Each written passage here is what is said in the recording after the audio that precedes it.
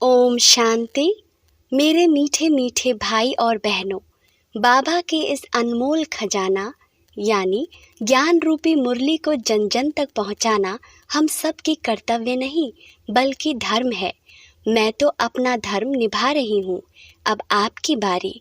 आप भी अपनी व्हाट्सएप और फेसबुक और दूसरे सोशल मीडिया के ग्रुप में शेयर कीजिए। क्या पता आपके इस नेक काम की वजह से किसी की ज़िंदगी जीने की एक नई राह मिल जाए। और हाँ, आप भी इस यूट्यूब चैनल को सब्सक्राइब कर लीजिएगा ताकि आपको भी रोजाना बाबा की मुरली को सर्च करना ना पड़े। शिव बाबा की अमृत वर्षा हम सब पर ऐसे ही बरसते रहे। अब सुनते हैं आज की मुरली। ओम शांति। 22 नवंबर 2021। बाबा के महावाक्य। मीठे बच्चे, अभी तुम संगम युग पर हो। तुम्हें इस पुरानी कलयुगी दुनिया का कोई भी ख्याल नहीं आना चाहिए। प्रश्न। बाप ने बच्चों को श्रेष्ठ कर्म करने की व कर्मों को सुधारने की विधि क्या बताई है? उत्तर। अपने कर्मों को सुधारने के लिए सच्चे बाप से सदा सच्चे रहो।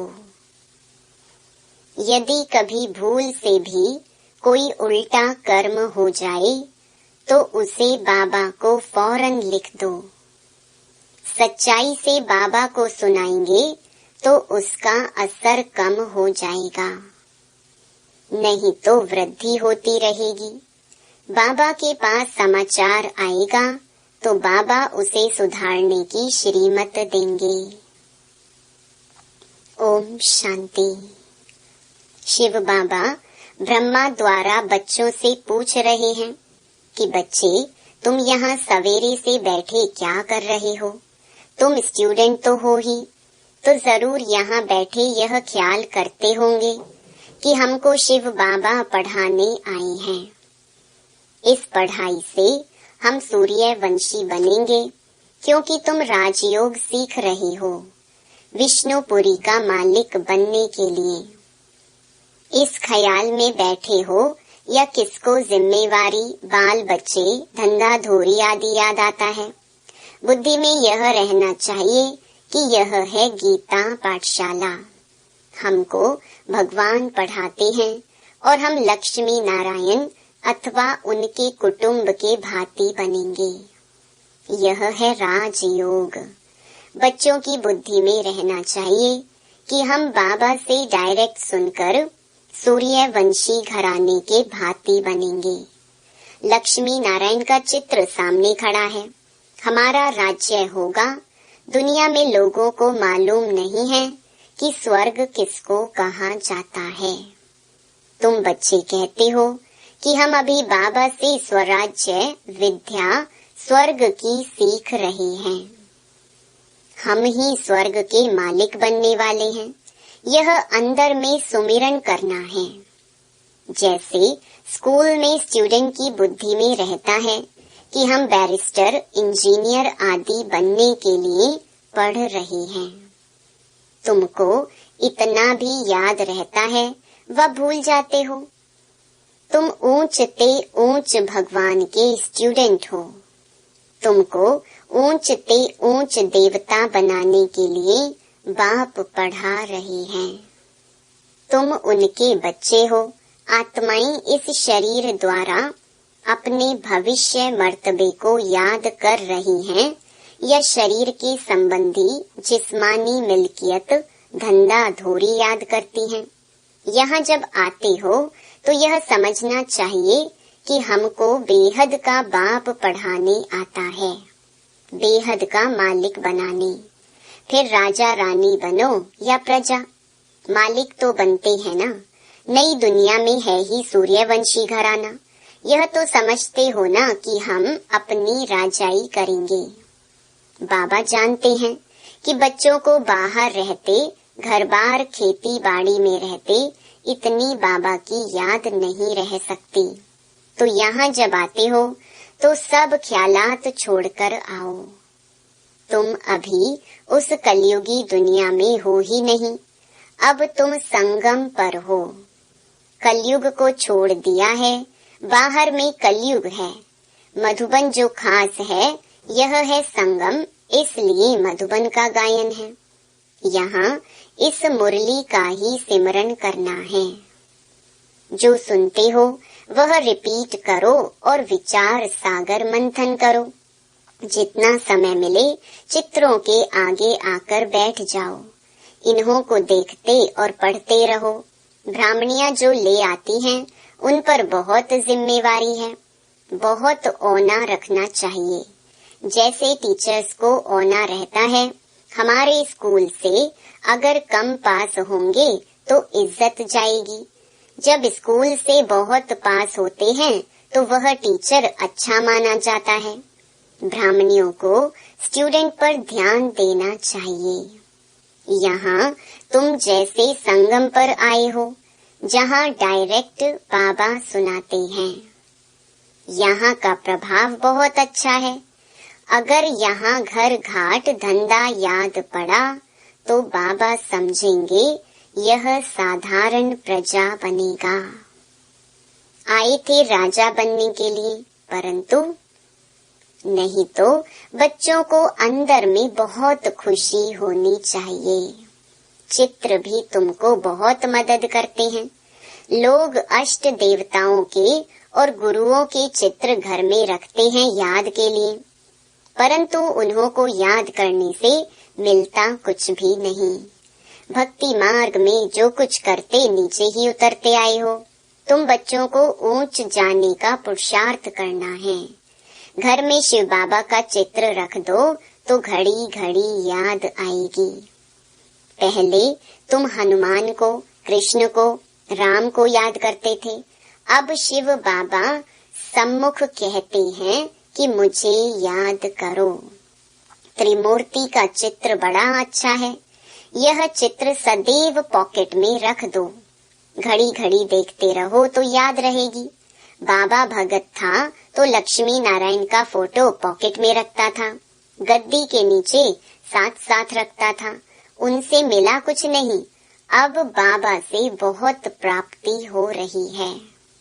उनको ही याद करना है। इसमें माया सामना करती है। ज्ञान तो भल बहुत सुनते सुनाते हैं, इसमें तीखे जाते हैं। ऐसे नहीं कहते कि 84 का चक्कर भूल जाता है। ऐसे भी नहीं यहाँ रहने वाले जास्ती याद करते हैं, नहीं। यहाँ रहते भी कई हैं जो धूल छाई को याद करते रहते हैं। जिस बाप से हम गोरे बनने आए हैं उनको जानते ही नहीं। माया का परछाया बहुत पड़ जाता है। मूल बात है याद की। बाबा जानते हैं बहुत अच्छे अच्छे बच्चे भी याद में नहीं रहते हैं। योग में रहने से ही देह अभिमान कम होगा, बहुत मीठे रहेंगे। देह अभिमान होने से मीठे नहीं बनते, बिगड़ते रहते हैं। बाबा सबके लिए नहीं कहते, कोई सपूत भी हैं। सपूत उनको समझा जाता है जो योग में रहते हैं। उनसे कोई भी उल्टी सुलटी बात नहीं होगी। मित्र संबंधी आदि सबको भूल जाएंगे। हम नंगे अशरीरी आए थे, अब अशरीरी बन घर जाना है। अभी तुम बच्चों को ज्ञान का तीसरा नेत्र मिला है, जिससे तुम अपने घर को जानते हो, राजधानी को भी जानते हो। यह भी तुम बच्चे जानते हो, शिव बाबा कोई काला लिंग नहीं है जैसे वह दिखाते हैं। वह तो बिंदी मिसल है। यह भी हम जानते हैं। अभी हम घर जाएंगे, वहाँ हम अशरीरी रहते हैं। अब हमको अशरीरी बनना है। अपने को आत्मा समझ पतित पावन बाप को याद करना है। यह तो समझाया जाता है आत्मा अविनाशी है, उसमें 84 जन्मों का पार्ट लुंधा हुआ है, उसका अंत होता नहीं। थोड़ा समय मुक्ति धाम में जाकर फिर पार्ट में आना है। तुम ऑल राउंड पार्ट बजाते हो, यह सदैव याद रहना चाहिए। अभी हमको घर जाना है। बाबा को याद करने से हम तमो प्रधान से सतो प्रधान बन जाएंगे। यहाँ धंधा धूरी को याद नहीं करना है। यहाँ तुम पूरे संगम युग पर हो। अभी तुम बोट में बैठे हो, कोई बीच में उतर जाते हैं, फिर फंस मरते हैं। इस पर भी शास्त्रों में एक कहानी है। अब तुम जानते हो उस पार जा रहे हैं, खिवैया शिव बाबा है। कृष्ण को खिवैया व बागवान नहीं कहेंगे। शिव भगवानुवाच है, पतित पावन शिव बाबा है। कृष्ण की तरफ बुद्धि जा न सके। मनुष्यों की बुद्धि तो भटकती रहती है। बाबा आकर भटकने से छुड़ाते हैं। सिर्फ कहते हैं अपने को आत्मा समझ, बाबा को याद करो, तब ही तुम स्वर्ग के मालिक बनेंगे। यह बातें भूलनी नहीं चाहिए। यहाँ से तुम बहुत रिफ्रेश होकर जाते हो। अनुभव भी सुनाते हो बाबा, हम फिर वैसे के वैसे हो जाते हैं। मित्र संबंधी आदि का मुंह देखते हैं, लुभायमान हो जाते हैं। तुम बच्चे आशिक हो, काम काज करते माशूक को याद करो, तब ऊंच पद पाएंगे। अगर अभी पुरुषार्थ नहीं करेंगे तो सिंगल ताज भी नहीं मिलेगा। यहाँ बच्चे जब आते हैं तो टाइम वेस्ट नहीं करना चाहिए। और तो कुछ यहाँ है नहीं, सिर्फ दिलवाड़ा मंदिर तुम्हारा यादगार है, वह तुम देख सकते हो। ऊपर में वैकुंठ खड़ा है, झाड़ भी तुम्हारा क्लियर है। नीचे राजयोग में बैठे हो, ऊपर राजाई खड़ी है, हूबहू जैसे दिलवाला मंदिर बना हुआ है। तुम जानते हो शिव बाबा हमको फिर से ज्ञान देकर स्वर्ग का मालिक बना रहे हैं। इस कलयुग का विनाश होना है। यह आदि देव आदि नाथ कौन है? तुम सबके ऑक्यूपेशन को जानते हो ना। इस समय की चर्चा फिर भक्ति मार्ग में चलती है। त्योहार व्रत सब इस समय के हैं। सच्चा व्रत है मन मना भव। बाकी निर्जल रखना, खाना नहीं खाना, यह कोई व्रत नहीं है। दुनिया में इस समय माया का पंप बहुत है। पहले यह बिजली गैस आदि नहीं थी, फिर निकली है। 100 वर्ष हुए हैं, इसमें मनुष्य फंस मरे हैं। कहते हैं हमारे लिए स्वर्ग यहाँ ही है। माया का इतना जोर है जो बाप को बिल्कुल ही याद नहीं करते हैं। कहते हैं तुम चलकर देखो हम कैसे स्वर्ग में बैठे हैं। अब स्वर्ग के आगे तो यह कुछ भी नहीं है। कहाँ स्वर्ग कहाँ नरक। स्वर्ग की एक भी चीज यहाँ हो नहीं सकती। वहाँ हर चीज सतो प्रधान होगी। गायें भी फर्स्ट क्लास होंगी। तुम भी फर्स्ट क्लास बनते हो तो तुम्हारा फर्नीचर, खान पान आदि सब फर्स्ट क्लास होता है। सूक्ष्म वतन में फल आदि देखकर आते हो ना, नाम ही रखते हैं शूबी रस। दुनिया वालों को यह भी मालूम नहीं कि स्वर्ग है कहाँ। वहाँ सब कुछ सतो प्रधान होता है। यह मिट्टी आदि वहाँ नहीं पड़ती। दुख की कोई बात ही नहीं है। परंतु बच्चों को यह नशा अजून चढ़ता नहीं है कि बाबा हमको स्वर्ग का मालिक बनाने के लिए यह पढ़ाई पढ़ा रहे हैं। चित्र कितने क्लियर हैं। चित्र बनने में समय तो लगता है। बाबा सब कुछ सर्विस अर्थ बनवाते ही रहते हैं, परंतु कोई तो अपने धंधे धोरी में इतना फंसे हुए हैं जो बाबा को याद भी नहीं करते हैं। प्रदर्शनी के चित्रों की मैगजीन भी है, वह भी पढ़नी चाहिए। गीता के जो नियमी होते हैं वह कहाँ भी जाएंगे तो गीता जरूर पढ़ेंगे। अब तुमको सच्ची गीता चित्रों सहित मिली है। अब अच्छी तरह मेहनत करनी चाहिए, नहीं तो ऊंच पद पा नहीं सकेंगे। फिर हाय हाय करनी पड़ेगी जब साक्षात्कार होगा। इम्तिहान पूरा हुआ फिर दूसरे क्लास में नंबरवार बैठ जाते हैं। यहाँ भी जब साक्षात्कार हो जाएगा तो नंबरवार रुद्रमाला फिर विजयमाला में जाएंगे। स्कूल में कोई बच्चे नापास होते हैं तो कितने दुखी हो जाते हैं। तुम्हारी है कल्प कल्पांतर की बाजी। कई बच्चे पूरी मैगजीन पढ़ते नहीं हैं। बच्चों को मैगजीन पढ़कर सर्विस करनी चाहिए। लिखते हैं, बाबा फलानी को बदली कर दो, अच्छी ब्राह्मणी भेज दो। कोई ब्राह्मणी के साथ इतना प्यार हो जाता है, ब्राह्मणी बदली होने से गिर पड़ते हैं, सेंटर पर आना ही छोड़ देते हैं। कोई उल्टा काम हो जाए तो सच्चाई से फौरन बाबा को लिखना चाहिए, तो पाप का असर कम हो जाएगा, नहीं तो वृद्धि होती जाएगी।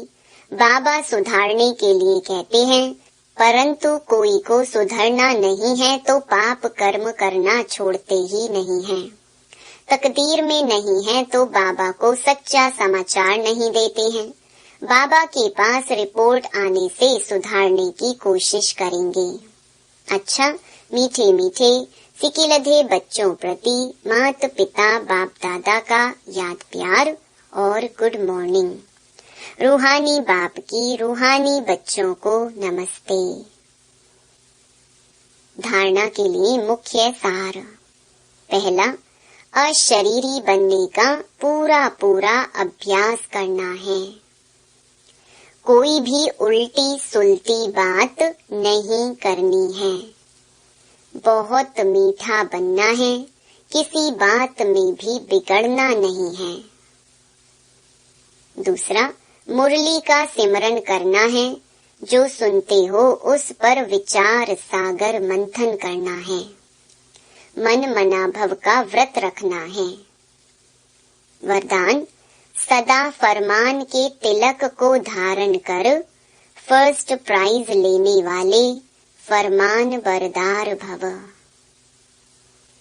जिन बच्चों के मस्तक पर फरमान बरदारी की स्मृति का तिलक लगा हुआ है, एक संकल्प भी फरमान के बिना नहीं करते, उन्हें फर्स्ट प्राइज प्राप्त होती है।